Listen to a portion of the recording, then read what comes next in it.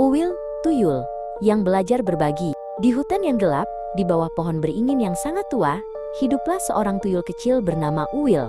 Uwil bukan tuyul yang jahat, ia hanya sangat kesepian. Ia sering duduk di akar pohon besar, memandangi bintang.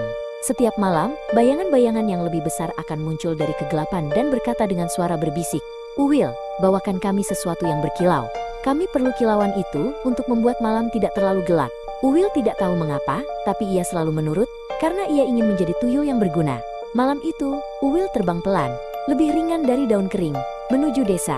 Ia melihat sebuah rumah yang sederhana dan tenang, milik seorang wanita baik hati bernama Nyi Laras.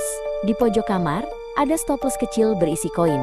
Uwil mendarat di lantai papan yang dingin dan mengambil satu keping koin perak. Koin itu dingin dan berat di tangannya yang kecil. Saat ia hendak pergi, ia melihat Nyi Laras sedang tidur pulas. Wanita itu memeluk erat boneka kain buatan tangannya sendiri. Koin ini memang berkilau, pikir Uwil sambil kembali ke hutan yang gelap. Tapi di hatinya, ada rasa geli yang aneh.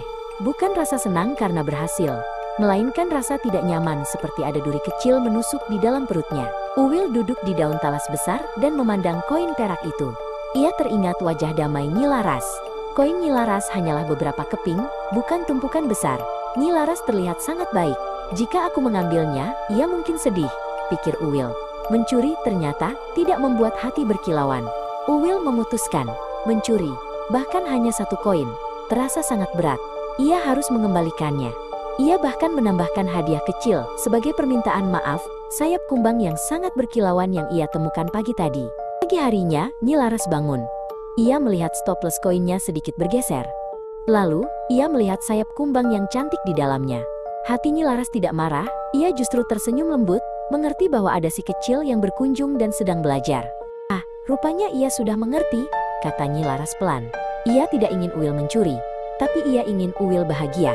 Ia mengambil sepotong kue beras manis berwarna hijau dan meletakkannya di ambang jendela, di samping batu sungai yang mengkilap. Itu adalah hadiah, bukan bayaran. Ketika malam tiba, Uwil kembali dan melihat hadiah itu. Kue itu sangat enak, dan batu sungai itu lebih berkilauan daripada koin manapun. Uwil mengerti, mencuri membuat hati terasa dingin, tapi berbagi dan berbuat baik membuat hati hangat. Uwil tidak lagi menjadi tuyul pencuri, tapi penjaga damai di malam hari. Ia akhirnya bisa tidur dengan nyenyak.